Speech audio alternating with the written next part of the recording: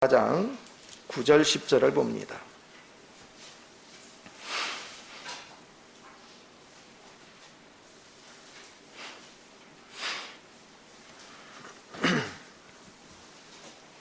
자, 한 목소리 있습니다. 시작.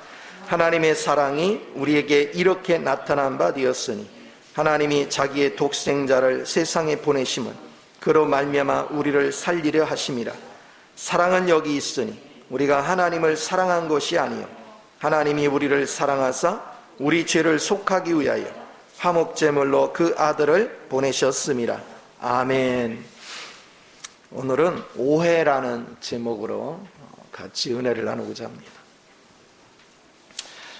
여러분이 선하게 살고 누군가를 사랑하고 누군가한테 선을 베풀고 그랬는데 상대가 나를 오해를 해가지고 나를 사기꾼 취급하고 악한 자 취급하고 이러면 기분이 어떨 것 같아요? 응? 우리는 오해받는 거 제일 싫어하죠. 근데 우주 공간에서 가장 오해를 많이 받는 분은 하나님이시죠. 왜 하나님을 우리는 오해를 할까? 우리는 하나님에 대해서 너무나도 아는 것이 없어. 근데 아는 것이 없는데 알려고를 안 해. 이게 비극이에요. 그리고 안다라고 착각을 해요. 그리고 하나님은 성경을 통해서 계속 우리한테 말씀하셔요. 내가 사랑이다. 내가 너희를 사랑하기 때문에 내가 독생자를 보내서 너희 죄 문제를 해결하고 너희에게 하나님의 생명을 불어넣어 줬다. 근데 안 믿는 자는 그것조차도 거부하는 것이고 믿는 사람들은 받아들여 놓고도 그분의 능력에 대해서 그분의 역사에 대해서 믿지를 않아. 그래서 다 자기 머리를 굴리는 거예요. 자기가 고민하고. 그래서 하나님을 엄청나게 오해를 합니다. 저는 요즘 왜 사람들이 주님을 안 믿을까? 말로는 다 믿는다는데 믿는 사람들의 삶의 태도가 아니에요. 왜 그럴까? 그걸 놓고 또 계속해서 하나님께 묻고 기도하고 하는 가운데서 제일 먼저 발견한 것이 뭐냐? 하나님이 우리를 사랑하는 방법과 사람이 생각하는 사랑의 기준이 너무 달라. 사람이 말하는 사랑의 기준과 하나님이 말씀하는 사랑의 기준 차이는 너무 달라. 하나님이 세상을 이처럼 사랑하사 독생자를 주셨으니 저를 믿는 자마다 영생을 얻게 하신다. 우리의 주님은 우리한테 영생을 주기로 원하시고 우리는 하나님이 나를 사랑한다면 이 땅에서 잘 돼야 된다고 보는 거예요. 우리가 말라기의 1장에도 보면 야곱이 그 이스라엘 백성이 뭐라고 하냐면 바벨론 포로 잡혀갔다 다시 돌아왔잖아요. 하나님이 우리를 사랑한다는 근거가 뭐냐? 왜? 여전히 배고팠어요. 여전히 힘들었어요. 여전히 압제하여 있었어요. 그럼 하나님이 우리를 사랑한다는 게 뭐가 있냐? 그때 주님은 답하시기를 뭐랬어요? 야, 에서는 망했어. 쉽게 말하면 에돔은 망했다. 너희들은 안 망했다? 그리고 그 다음에 하시는 말씀이 뭐냐면 너희들이 나한테 하는 태도를 봐라. 너희들이 제물을 드릴 때 눈 빠진 거, 털 빠진 거, 다리 저는 거 왜? 어차피 제물로 각을 떠서 드릴 건데 성성한 거는 갖다 비싼 값으로 팔아먹고 그건 제물로 드리면 된다. 그 마음가짐을 가졌다는 거예요. 그리고 나한테 마땅히 줘야 될 것들을 도둑질한다는 거예요. 그럼에도 내가 너희를 보존하고 있는 것은 사랑하기 때문이라는 거예요. 오늘 우리는 사랑의 기준을 자기 관점에서 사랑의 기준을 얘기해요. 우리 하나님이 우리를 창조하신 목적이 뭐예요? 그것은 우리 안에 하나님의 영으로 충만하게 해서 우리가 하나님과 우리가 완전하게 하나로 연합되어지는 거죠. 그리고 그런 사람들의 연합체, 그것이 그리스도 신부가 되는 거예요. 그게 진짜 축복이란 말이에요. 자, 우리의 기준에서 보면 지금 우리가 사는 현장에서 좀 하나님이 이런 코로나 때 우리는 예수 믿으니까 이스라엘 백성 10가지 재앙 때 이스라엘 백성 진영에는 재앙이 임하지 않고 애고에만 임했던 것 같이 안 믿는 자에게만 임하고 우리 믿는 자에게는 이런 거 하나도 안 걸리게 하고 이래야 하나님의 사랑이라고 생각을 해요.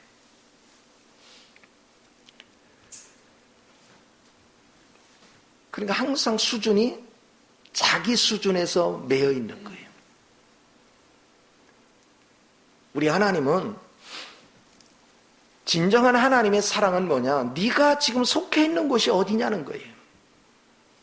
하나님을 떠나서 사탄에 잡혀 있는 사람들이 하나님을 떠나서 독립적으로 만든 스스로 공급을 하고 스스로 보호를 하고 스스로 기쁨거리를 얻는 그런 조직을 만들어 놓은 곳이 세상이 아니더냐. 그곳은 하나님을 추구하는 자들이 아니라 하나님을 떠난 자들이 만든 곳이다. 그것은 하나님을 의지하지 않고 자기 스스로가 살고자 만든 곳이다. 네가 그곳에서 지금 머물러 있는 한 너는 힘 있는 자들의 종로로 뺏게 할 게 없다. 그리고 힘이 있는 자들도 사탄의 조종을 받아가면서 하나님을 대적하고 물질에 예속되고 환경에 예속돼서 끌려다니는 인생을 산다. 그러나 우리 하나님은 내가 너를 사랑하기 때문에 나는 너를 거기서 끄집어내오기를 원한다. 사탄의 종로로 타는 곳에서 사탄의 포로 생활을 하는 곳에서 내가 너를 건져오기를 원한다. 그런데 사람의 생각은 뭐냐? 그냥 여기서 그런 거 다 필요 없고 그냥 지금 이 모습 이대로 여기서 물질 걱정 안 하게 해주고 여러 가지 질병으로 고통 안 받게 해주고 여러 가지 재앙을 안 만나게 해주고 그 사고 틀에 갇혀 있잖아요. 주님을 안 믿는 사람은 말할 것도 없지만 주님 믿는 사람들도 그런 사고 틀에 갇혀 있잖아요. 그러니까 자나깨나 뭘만 쳐다보면 돈만 쳐다보고 있는 거예요. 환경만 쳐다보고 있는 거예요. 주님을 주목해야 되는데 성경은 계속 얘기하잖아요. 주님을 봐라. 주님을 봐라. 주님이 이 땅에 오신 목적은 여러분을 사탄의 포로 잡혀온 곳에서 여러분을 자유케 하는 거예요.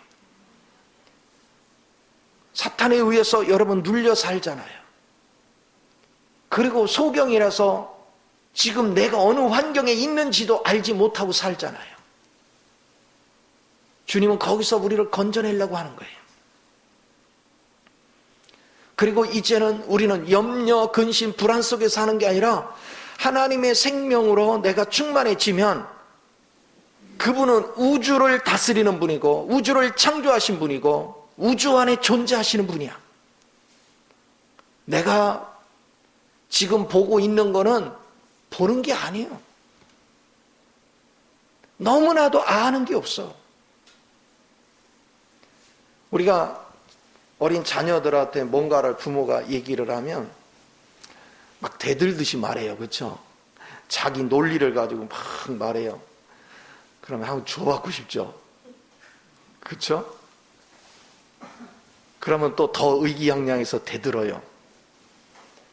누가 더 똘똘해? 쥐들이 제일 똘똘해요. 웃기는 것은 부모보다 똘똘한 척은 다 하면서 돈 필요하면 엄마한테 손 벌려, 아빠한테 손 벌려. 웃기잖아요. 지가 똘똘하면 왜 손을 벌려? 지 스스로 살아야지. 손을 벌리면서도 지가 잘났대야. 돈 한 푼 제대로 벌어오지도 못하면서. 세상 살아갈 힘도 없으면서. 우리 인간도 하나님을 향해서 똑같더라고. 우리가 어려운 문제가 닥치면 그거 하나 제대로 해결 못하면서 하나님 앞에 가서 따지는 건 잘해. 하나님을 알려고 하지를 않아.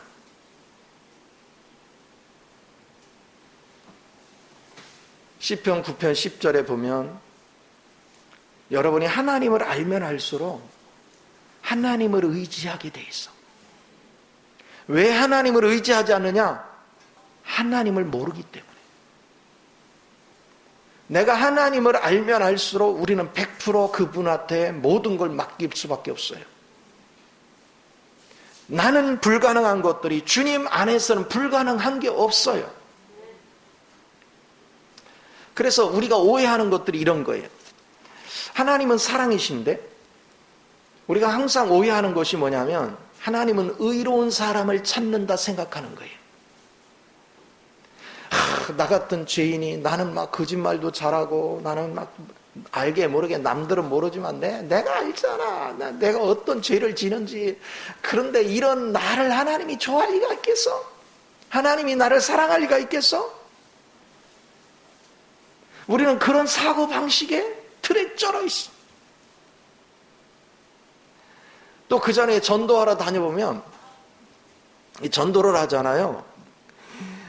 그냥 막 예수 예자만 끝나면요 부정 탔다고 막 소금 뿌려. 왜 그러냐?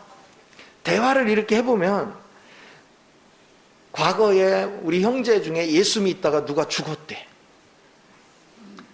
예수 믿어서 망했대. 막 그런 얘기들을 굉장히 해요. 부정적인 말들을. 실제 그런 얘기 엄청나게 해요. 전도를 해보면 그래요. 두려워하는 거예요. 왜 그래요? 하나님에 대해서 오해를 하는 거예요. 하나님은 우리를 건져내려고 오셨고 우리를 축복하려고 오셨고 우리를 지켜주려고 오셨고 우리를 가장 안전하고 가장 영화로운 자리로 이끌어 주려고 그분은 오셨어요. 여러분, 하나님이 이 죄가 가득한 인간의 육신을 입고 죄가 하나도 없는 분이 육신을 입고 죄가 가득한 사람들 속으로 온 것 자체가 이건 보통 기적이 아니에요. 그건 우리에게 엄청난 사랑이고 그분의 엄청난 겸손이에요. 왜 그분이 그렇게 오셨어요?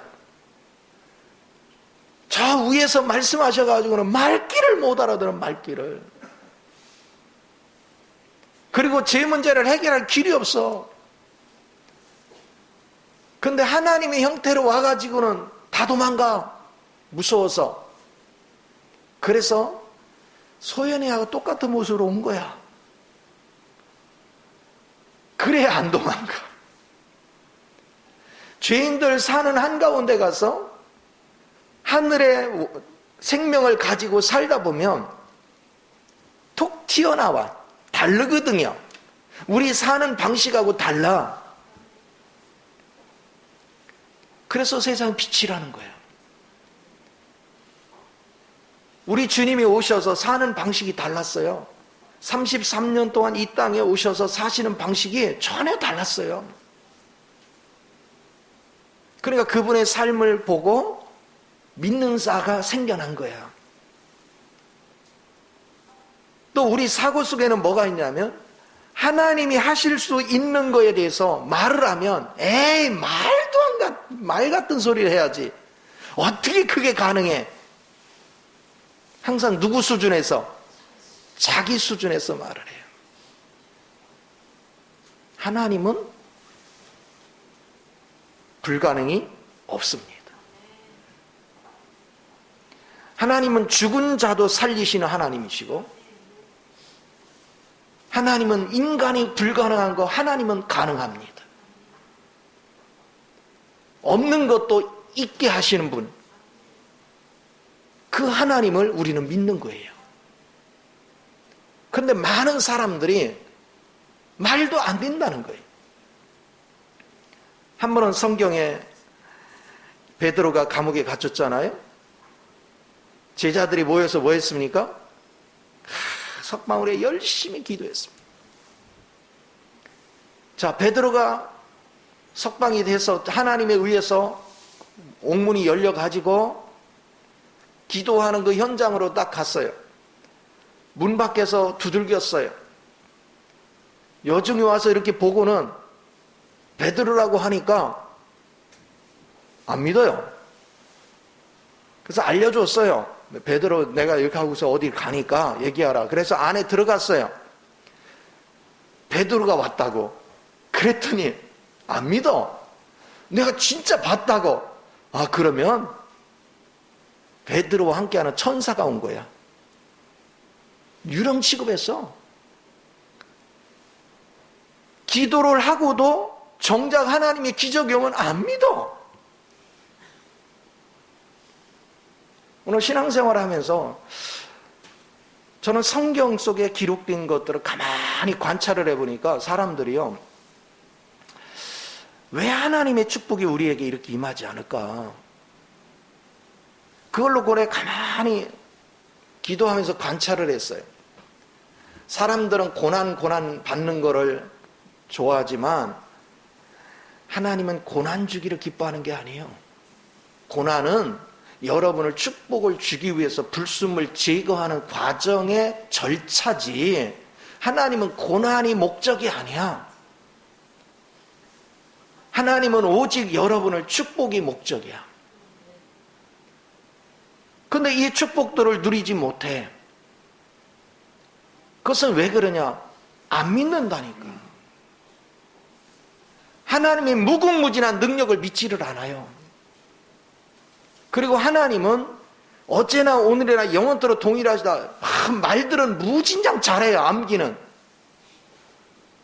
그러면 3,500년 전에 광야를 지나면서 이스라엘 백성 200만을 먹이시고 보호하시고 인도하시고 대적을 물리쳐 주시고 먹을 생수를 주신 그 하나님이 지금도 우리 가운데 하고 계시다는 거에 대해서 안 믿는다니까요.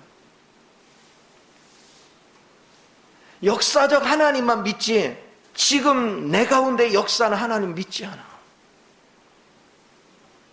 근데 실제는 3,500년 전에 이 광야길에서 하나님이 역사하시는 하나님은 이스라엘 백성들 밖에서 역사했지만 오늘은 그 하나님이 누구 안으로 들어오셨어요?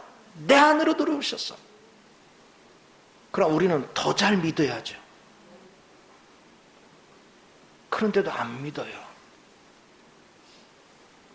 그리고 우리는 어려운 환경만 쳐다보고 있어요. 그러니까 안 믿으니까 환경이 안 변하는 거야. 안 믿어요. 믿으면 되는데.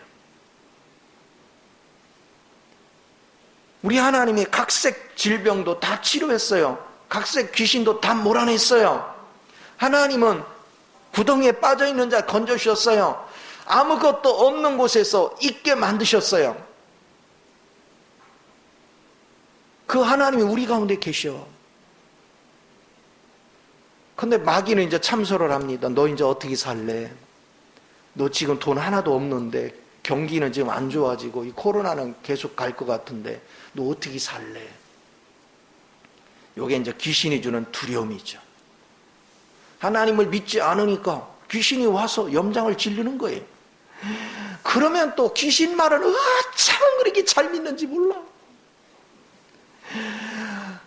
그러니까 막 귀신이 원하는 게 뭐예요? 염려, 근심, 불안, 초조 이거잖아, 그렇죠? 그러니까 막 귀신이 요구하는 대로 염려하고 낙심하고 좌절하고 막 땅이 꺼지고 밥맛도 없어지고 뭐 신앙생활 예배를 맨날 드리면 뭐야? 그러면서 낙심하고 좌절하고. 그리고 하나님이 계시네 안 계시네? 어떻게 하나님이 계시면 이럴 수 있느냐? 그러니까 우리 하나님 너무 억울한 거예요, 그렇죠? 얼마나 우리가 그분을 오해하는지. 축복을 못 받는 이유는 믿음이 없어서 그래요. 여러분이 믿기만 하면 하나님이 다 책임져요. 난 자신 있게 말할 수 있어요. 지난 20년 동안 정말 도저히 살아올 수 없는 그런 터널을 수없이 지났어요. 도저히 어떻게 견딜 수 없는 늪지대를 지났어요. 어떤 건 내가 잘못해서 함정에 빠졌고, 어떤 건 하나님이 나를 연단시키기 위해서 그 함정을 통과하도록 만들었어요. 그러나 어찌됐거나 내 육체 입장에서 굉장히 힘들어요. 이랬거나 저랬거나. 근데 그 와중에서 내가 벗어나려고 머리 쓰면 쓸수록 대수렁에 빠져들었어요. 다 살 수 없는 환경으로 자꾸 빠져들었어요. 나중에는 하다 이제 내가 할 길이 없으니까 손을 놓는 거예요. 신기해요. 내가 포기하면 안 죽고 살아나와요. 어느 순간에 내가 빠져나와 있어요.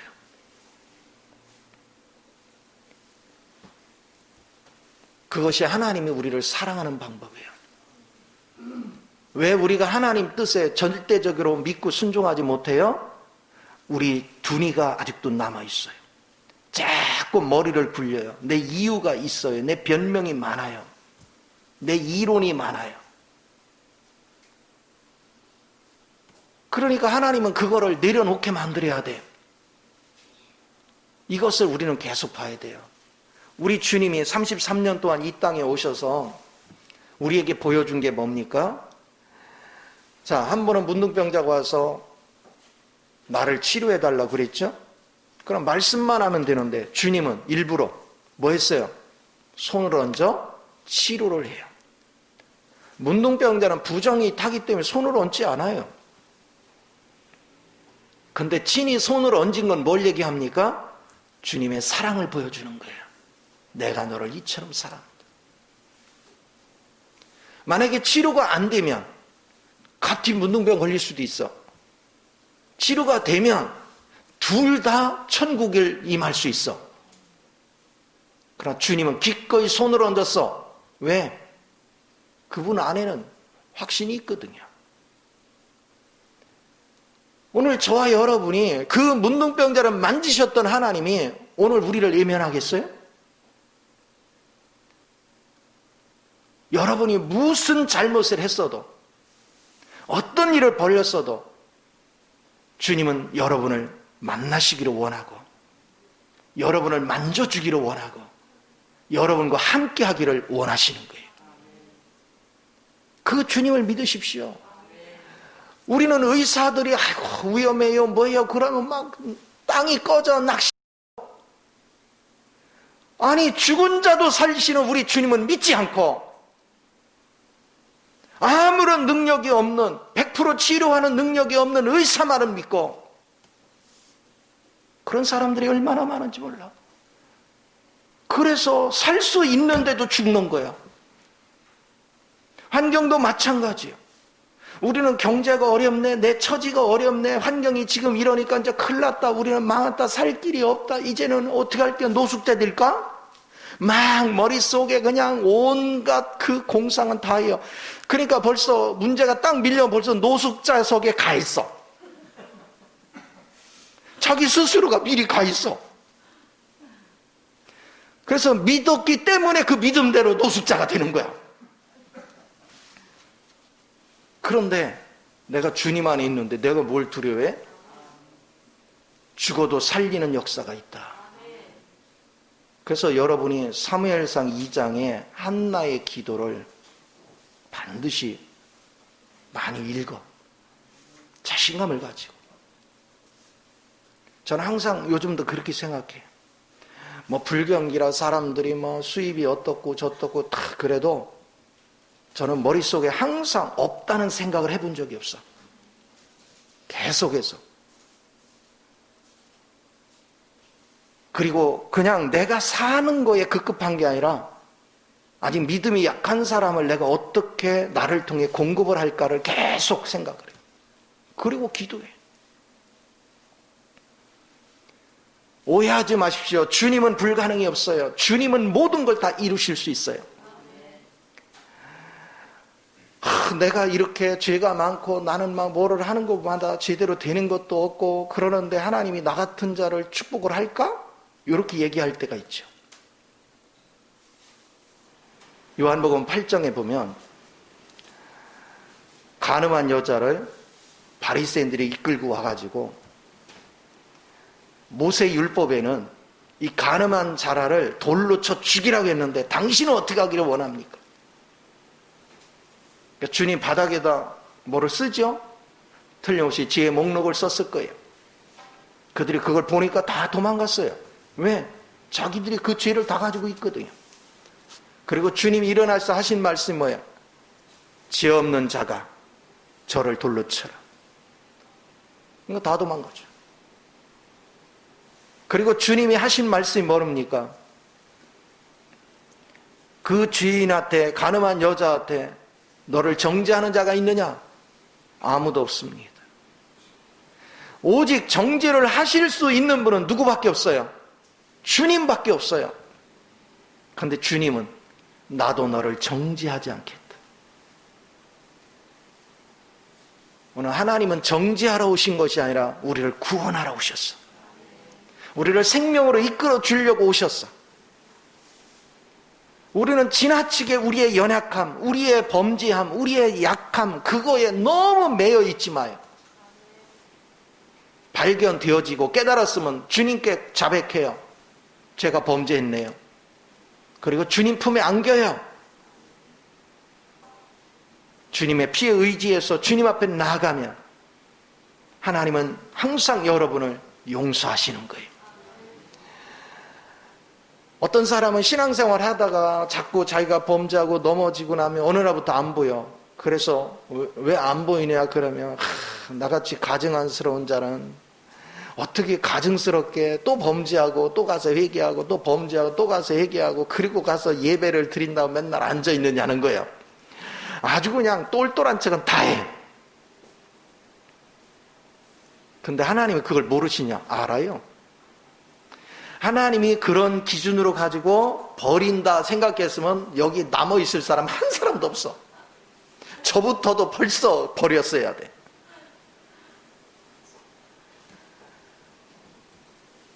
우리 주님이 마태의 초청에 의해서 세리들과 갖가지 죄인들을 모아놓고 잔치를 할 때 그 자리 주님이 함께 있죠. 바리새인들이, 종교인들이 보고 뭐 했습니까? 손가락질했죠. 저들이 누군지를 알고 저들과 같이 식사하는 거 보니까 저 하나님의 아들이란 얘기는 순 거짓말이구나. 저 가짜구나. 근데 주님이 하신 말씀 뭐예요? 나는 의인을 부르러 온 게 아니고 죄인을 부르러 왔다. 그러면서 자기를 의원으로 표현을 했어요. 의원은 환자를 부르는 것이지 건강한 자를 찾는 게 아니다. 네가 건강하다 생각하면 나를 찾지 않을 것이고 네가 병 걸렸다, 네가 죄인이다 생각하면 나를 찾아올 것이다. 오늘 우리가 세상에서 살아가면서 가장 복된 사람이 누구냐? 내가 죄인인 걸 보는 거예요. 내가 연약한 자인 걸 보는 거예요. 내가 부족한 걸 보는 거예요. 내가 무능한 걸 보는 거예요. 내가 부족한 걸 보고 내가 무능한 걸 보고 그래서 주님 앞에 나와서 주님 앞에 용서를 받고 주님의 사랑을 받은 사람은 다른 사람을 절대 정죄하지 않아요. 다른 사람을 절대 평가하지 않아요. 왜? 나는 저 사람보다 더한 상태에서도 용서받았어. 나는 저 사람보다 더 못된 행동을 했는데도 하나님이 용서했어. 자기의 죄를 많이 발견할수록, 자기의 약함을 많이 발견할수록, 자기 형편없음을 많이 발견할수록 그 사람은 더욱더 주님을 찾습니다. 지난주에 본 것 같이 막달라 마리아가 왜 주님 외에는 다른 거 관심이 없었어요? 그런 세상에서 가장 자기가 천한 위치에 있었던 걸 알아요. 자기를 한 사람도 사람 취급한 적이 없어요. 근데 유일하게 이 주님만이 자신을 귀하게 받고 자신을 받아주셨어요. 그러니 어찌 그분을 잊겠어요? 여러분 자신이 지금 신앙생활이 제대로 되지 못하는 건 하나님을 제대로 몰라서 주님에 대해서 오해하는 게 너무 많아. 그래서 고생하는 거예요. 주님을 떠나서 여러분이 자꾸 머리를 굴리고 여러 방법으로 살아나려면 하면 할수록 여러분 함정에 자꾸 빠져들어. 이건 내가 겪어봐서 알아요. 수없이 그랬어요. 제가 사역을 하면서 내 이익 챙겨가면서 사역한 적이 없어요. 나는 그냥 있으면 다 퍼졌기 때문에 집에서 인정을 못 받을 때가 많았지만, 그래서 하나님 앞에 부끄럽지 않아요. 그래서 열심히 했어요. 근데 중요한 건 내가 하나님을 오해한 게 뭐냐? 내가 열심히 하면 하나님이 도와줄 줄 알았어요. 내가 최선을 다하면 하나님이 해주실 줄 알았어요. 그렇게 배웠기 때문에 내가 열심히 하면 하나님이 도와준다고 배웠거든요. 근데 하나님을 알고 나니까 네 열심히 하면 할수록 망한다는 거예요. 너는 항복하고 나한테 맡기라는 거예요. 불가능하다, 너는 불가능하다, 나한테 맡겨라. 그걸 배운 거예요. 그게 제대로 되는 과정이 저도 오래되지 않은 것 같아요. 요즘은 더 이거를 피부로 느껴요. 내가 뭔가를 하려고, 전에는 막 여러분들 조금만 뭐 시험 든 것 같고 여러분이 좀 영적으로 티보한 것 같다 그러면 내가 막 계속해서 전화하고 상담하고 뭐하고 막 계속 그래요. 격려하고 막 독려를 하고. 요즘 전화해 안 해? 안 해요. 박 목사한테만 하라고 그래.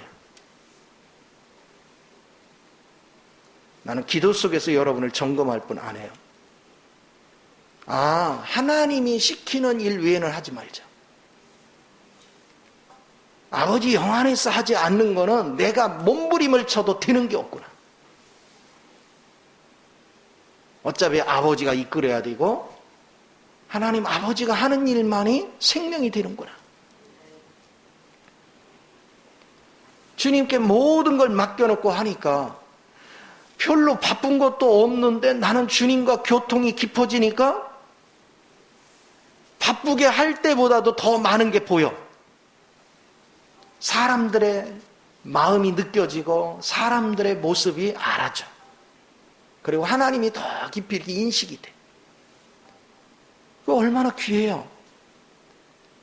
이것을 우리는 잊지 마요. 그래서 하나님은 여러분을 지극히 사랑합니다. 그리고 주님이 그랬잖아요. 나를 믿어라. 그러면 영생이 네 거가 된다. 하나님이 영생을 주러 오셨어. 근데 우리는 막 그분이 그냥, 지금 하나님을 모르는 사람들은요, 예수 옛자만 얘기해도 막 경기를 느껴요. 내 동생도 그래요.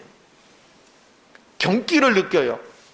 아니, 예수님은 우리한테 복 주려고 왔는데, 우리한테 영원한 생명을 주려고 왔는데, 우리를 사랑하사 우리를 사탄의 소굴에서 벗어나게 하려고 오셨는데, 사람들은 예수 옛자만 얘기하면 막 경기를 느껴.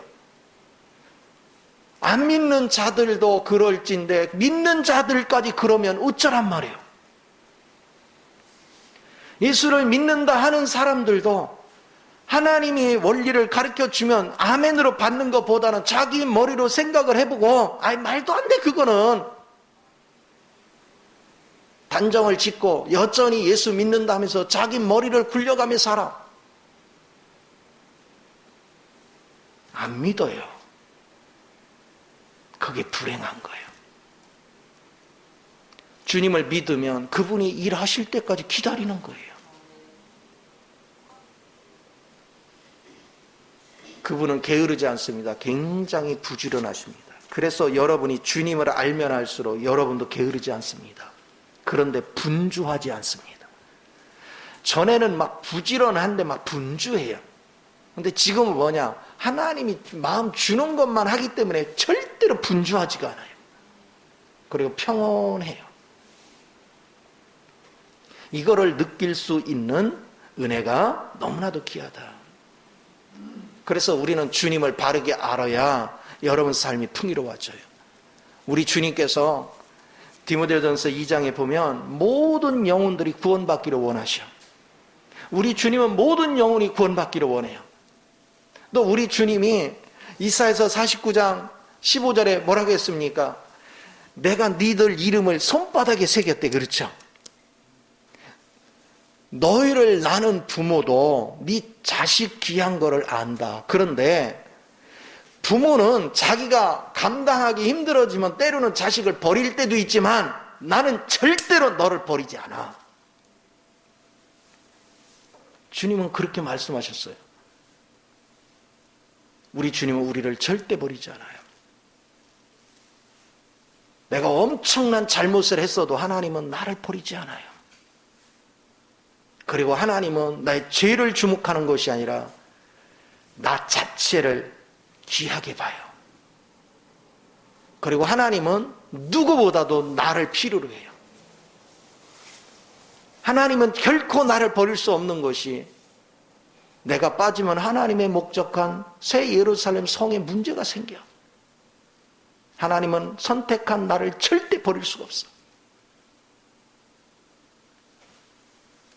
그리고 그 하나님은 반드시 그 아버지의 신부가 될 수 있는 자격 조건이 되도록 반드시 여러분을 그렇게 세워가야 돼요.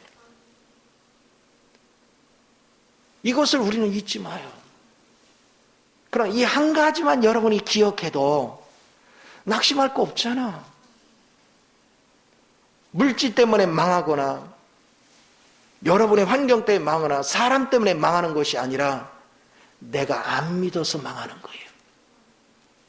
내가 그 주님을 믿지 않기 때문에. 여러분 힘으로 지금까지 살아왔지만 되는 거 없잖아요. 주님을 끝까지 믿으십시오. 주님을 의지하십시오. 주님이 다 살 길을 열어주십니다. 제가 겪은 하나님, 내가 만난 하나님, 특별히 이 목회를 하면서 가장 깊이 새겨지는 것은 다른 거 하나도 없어요. 주님을 알면 할수록 내가 자랑할 수 있는 요소가 하나도 없다는 거예요. 영혼들 한 사람 한 사람 세워진 것까지도 내가 막 열심히 최선을 다하고 가르치고 했다고 해서 그들이 변하지 않더라는 거예요. 주님이 역사해야 변해요. 주님이 역사해야 사람들이 새로워져요. 내가 주님을 의지하지 않고 행하는 모든 것들은 다 축정에 불과해요.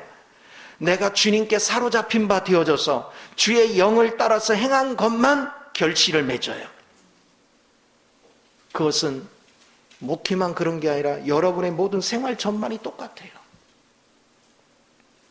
주님으로부터 시작된 것은 하나님이 다 책임을 져주는데 주님으로부터 시작되지 않은 것은 하나님이 절대로 책임져 주지 않아. 그것을 우리는 잊지 마요. 그래서 우리는 주님에게서 가장 큰 두 가지의 은혜를 기억해야 돼요. 첫째는 그분이 육신을 입고 해서 우리를 십자가에 못 박혀 죽으실 때 우리 죄를 다 짊어지고 사단의 모든 것까지 다 짊어지고 십자가의 죽으심으로 우리로부터 죄 문제를 해결해 주시고 우리에게 성령님을 통해서 새 생명을 불어넣어 줌으로 우리를 의인이 되게 만들어 주셨어. 하나님의 생명을 가지고 의인 되게 해주셨어. 예전 것은 죄인의 생명이었다면 이제는 의인의 생명을 가지고 살아. 의인만이 하나님과 화목을 이룰 수 있습니다. 의인의 기도만이 하나님의 역사하는 힘이 나타납니다. 죄인의 기도를 듣는 게 아니라 의인의 기도를 듣는데, 그것은 왜 그러냐? 내가 주님 의 안에 있을 때 그 기도가 상달된단 말이에요. 그래서 야고보서에서 의인의 간구는 역사하는 힘이 크다. 그러면 여러분이 죄가 없어서 의인이에요? 아니요. 주님으로 의지해서 기도하기 때문에 의인인 거예요. 주의 생명만이 의인입니다. 우리는 그 생명 안에 거하는 훈련이 너무나도 귀해요. 그래서 이렇게 주님을 오해하던 거를 풀어놓고, 내가 무식해서 주님을 오해했구나. 주님은 우주보다 크신 분인데 나는 내가 생각하는 그 복 수준 이상이 안 되는 거야. 그러니까 내 범위가 벗어나면 다 이상하게 보는 거야. 말도 안 돼, 말도 안 돼. 그런 사람이 있어. 내 가까이 있는 사람하고 그 사람하고 대화를 하면 막 속이 터져. 어떤 생각의 틀에 갇혀가지고요, 그것만 주장을 해. 그럼 막 속이 터져. 특별히 여러분의 시골에 가서 나이 드신 어른들하고 무슨 대화를 하면, 진짜 자기가 가지고 있는 생각 그 틀을 벗어나지를 않아. 그럼 말을 하면은 대뜸 나오는 소리가, 이런 후레자식 같은 놈도 이렇게 나와. 자기 이론 주장을 하느냐. 말도 안 되는 주장을 하면서. 우리가 주님을 향해서도 그런 오해를 할 때가 너무나도 많아요. 이제 잊지 마요. 주님의 죽으심과 부활 안에서 우리는 부활 안에서 생활을 해야 돼. 부활 안에서 생각을 하고 부활 안에서 우리는 모든 것을 결정해야 돼. 그럼 부활 안에는 불가능이 없어요.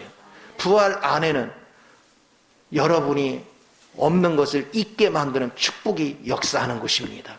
부활 안에는 의가 있습니다. 부활 안에는 거룩함이 있습니다. 부활 안에는 풍요가 있습니다.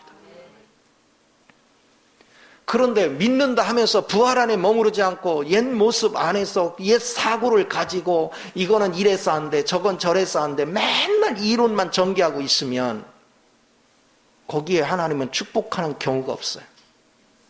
하나님은 죄인을 축복하지 않아요. 하나님은 의에 서 있는 자를 축복하는 거예요. 항상 이것을 잊지 마요. 여러분이 지금 환경이 어렵고 여러분 환경이 안 풀리는 것은 여러분의 위치를 점검하란 말이에요. 여러분이 위치가 잘못되어 있어. 주님의 거룩한 위치에 머물러 있으면 여러분은 하는 일마다 하나님께서 하나하나 알게 하시고 풀어주십니다. 사망의 골짜기를 지날지라도 해를 두려워하지 않는 것은 주의 지팡이와 막대기가 나를 안위하신다. 우리에게 사망 같은 길이 있습니까? 도저히 헤어나올 수 없는 절망이 있습니까? 주님에게는 절망의 장소가 없습니다. 주님에게는 못 빠져나올 장소가 없습니다. 그러나 여러분이 그분을 믿지 않으면 여러분은 빠져나올 수 없습니다. 믿으면 길이 열립니다. 믿으면 생명의 역사가 일어납니다. 그 주님을 믿음으로 단순해질 수 있는 은혜가 굉장히 중요해요. 제가 어떤 한 사람이 전화가 와가지고 애를 못 낳아서 고민을 해요. 그래가지고 말하는 것마다 몸이 어때서 뭐해서 막 이유를 대요. 그래서 제가 그랬어요. 그 고민하지 말고 부활 안에는 불가능이 없다. 사라 얘기를 봐봐라. 도저히 임신할 수 없을 때 임신하지. 믿음이 중요하다. 믿음이. 불가능을 가능케 하는 주님을 믿어라. 그리고 내가 말한다고 믿어지는 게 아니다. 그 믿음이 실제가 되기까지 하나님께 기도해라. 아버지여, 불가능을 가능케 하는 이 믿음을 내게도 허락하소서.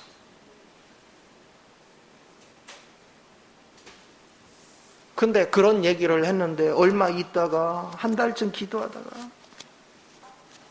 믿음이 안 와요. 또 다시 얘기해줘. 또 얼마 있으면 또 믿음이 안 와요. 한 1년쯤 그랬어요. 근데 어느 날 막 반가워서 전화가 왔어요. 왜 그랬더니 임신했대요 그러는 거야. 근데 이상하다는 거야. 분명 믿음이 안 왔대. 근데 임신됐다는 거야. 믿음이 안 온 게 아니라 믿음이 왔는데 그게 믿음인지를 몰랐다.